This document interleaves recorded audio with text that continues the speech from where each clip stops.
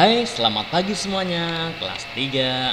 Pada pagi hari ini masih berjumpa lagi dengan Pak Tikno di tema 4 subtema 3, yaitu pembelajaran 1 dan pembelajaran 2. Baiklah, anak-anakku yang Mbak Guru cintai, yang Mbak Guru sayangi, pada pertemuan pagi ini alangkah baiknya marilah kita berdoa terlebih dahulu sebelum pembelajaran kita dimulai.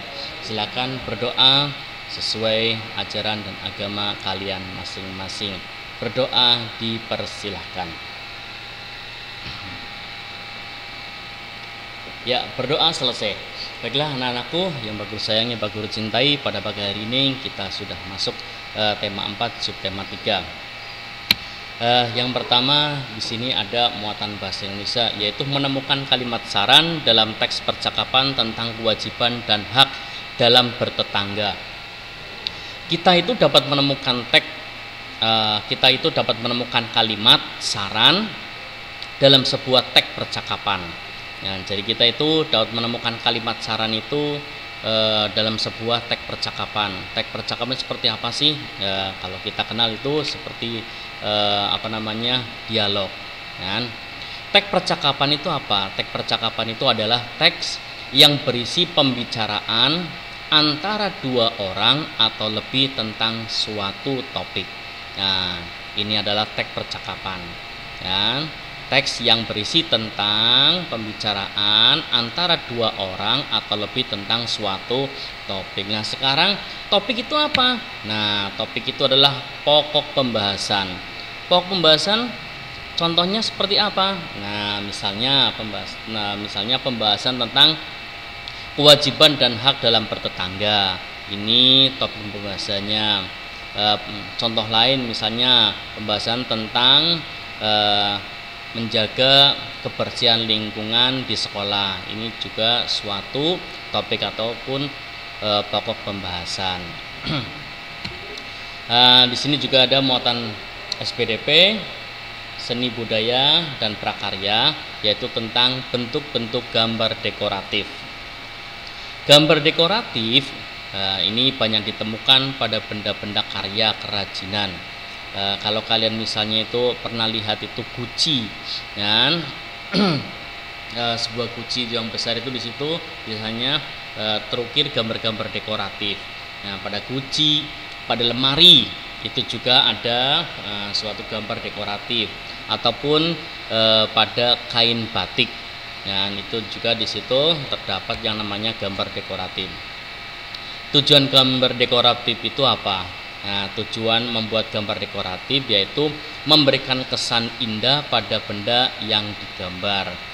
Nah, supaya gucinya itu lebih bagus, lebih indah.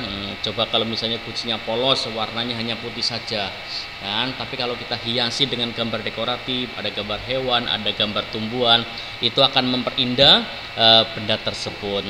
Nah, bentuk gambar dekoratif juga beragam.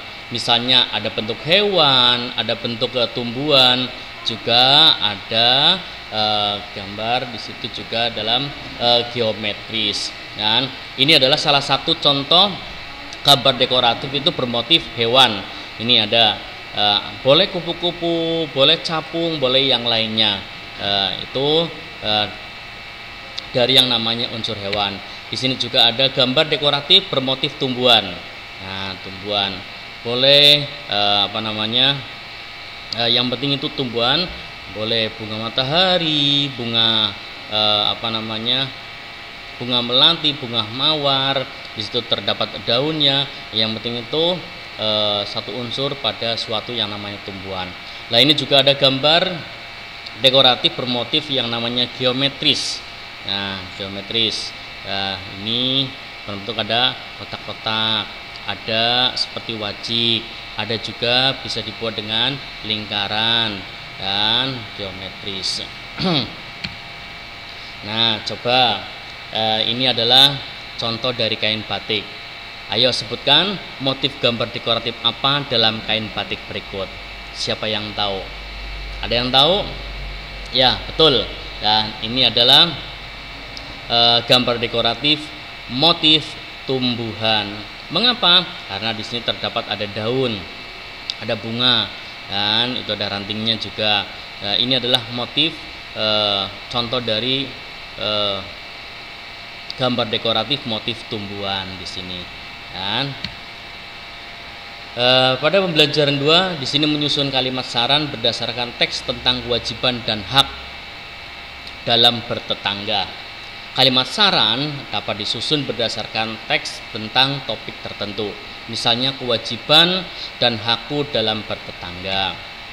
Kalimat saran dapat disusun setelah menemukan permasalahan dari teks tersebut. Kita kemarin juga pada pembelajaran sebelumnya kita juga sudah pernah belajar membuat yang namanya kalimat saran itu dapat disusun setelah menemukan yang namanya suatu permasalahan pada teks bisa juga. Oleh karena itu, kita perlu mencermati teks agar dapat menemukan kalimat-kalimat yang menunjukkan suatu permasalahan. Di sini ada muatan PPKN yaitu kewajiban dan hak saat bermain dengan tetangga.